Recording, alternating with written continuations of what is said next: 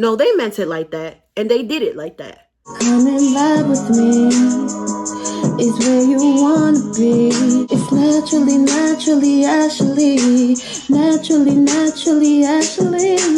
Come and join me now. Hey. Hey, my sissies, I am finally back. I know I have been gone for a very long time. I had to take a little hiatus, but I am finally back. And for today, we are going to be having a little girl talk, okay? We are going to be talking about how to point out a toxic friend and also how to cut them off, without any issues. Fuck that. Just how to cut them off, okay? So we're going to start off with number one. Number one, one way to see if you are around somebody that is toxic, or you are in a friend group, or you are friends with somebody who is toxic. They don't make you feel good. What I mean by that is they drain you. You feel like you can't do anything right. If you're nervous around them, you're anxious around them, they bring up your anxiety levels, you are around somebody that is toxic. Me personally, I have been around people that are toxic. I have been friends with people that have been toxic. And the one way I was able to pinpoint that I was around someone that was toxic, my anxiety went through the roof. I could be perfectly fine. The moment they got into my energy or they talked to me, my anxiety was through the roof. I was depressed. I was tired. I was feeling all these different emotions that were not me. I always felt like if I did anything that it would be like a problem. If you feel like you have to walk on eggshells when it comes to a person, then you are around somebody that is toxic and it's time to cut them off. Number two, user. They use you. They use you for their own personal gain. What I mean by that is they only call you when they need something. They only talk to you when they need something. And mind you, don't get it confused. Don't get it confused with, oh no, I'm just helping them. No, they will make you feel like you're helping them when in reality, they're only using you. They have an agenda and they had a motive. So just make sure that when you're doing something for one of your friends or they're talking to you and they say, hey, can I borrow your car? Or, hey, can you take me here? Make sure that the energy is reciprocated. But if it's not being reciprocated, and you will know when someone's using you. You have a feeling, but just make sure that you pay more close attention to that. Number three, they love drama. Now, don't get me wrong, we all love a little chisme here and there, but someone that constantly lives for drama, where they wake up and they need some type of drama, or they need some type of gossip for the day, that is a toxic friend. Perfect example, I will give you guys some examples. If someone can't just have a regular day, I have had friends where they can't have a regular day, like it's always something wrong, or they always have to talk about somebody. It never goes a day where they don't talk about anybody. That is a toxic friend because they want you to engage in toxic behavior, low vibrational behavior that you're not trying to indulge in, because they feed off of that and they live for that, actually. So that is another way to tell that you are around somebody that is toxic and you have a toxic friend. Number four, gossiper. It's the same thing with loves drama. But the difference is this person will gossip about every single friend or anybody in their life to the next person. But then you're saying, how would I know if she's gossiping about me? 9 times out of 10, if she's gossiping to you about her other friend, 9 times out of 10, she's gossiping about you too. She's gossiping about you. Just a thought.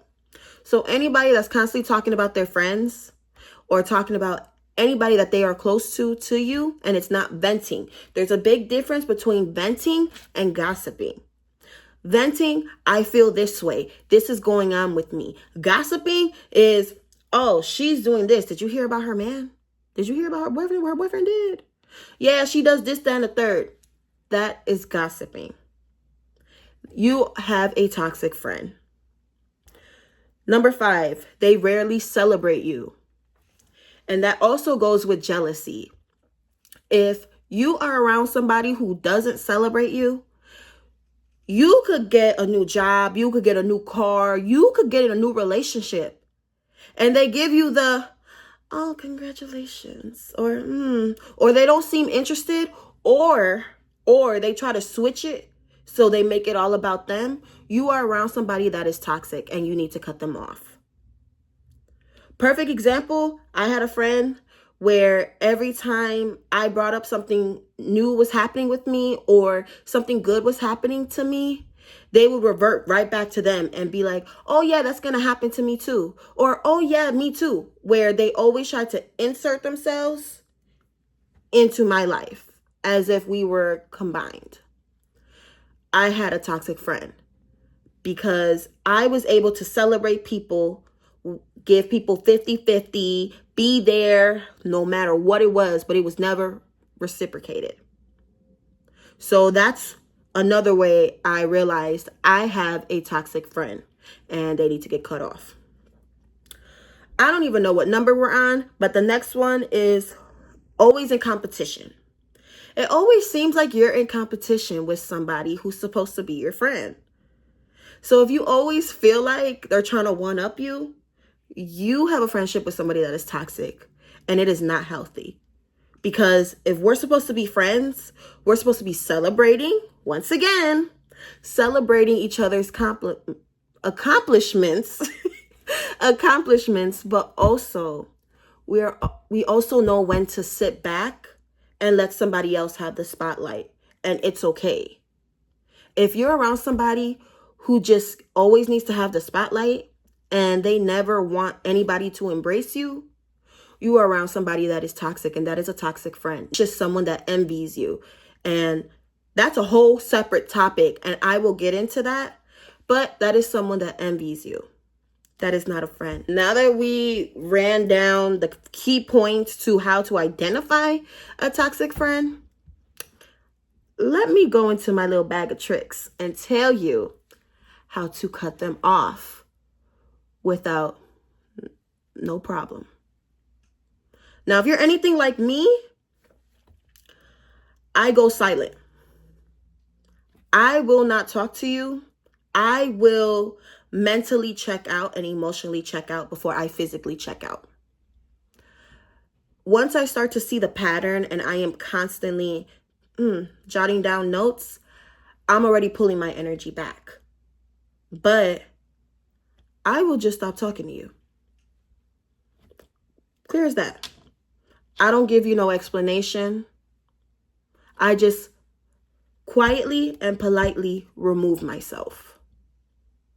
And if they ask me, hey, what happened, or why aren't you talking to me? I don't say anything because they're blocked and they're deleted on every social media, because I'm not giving my energy to someone that is draining mine.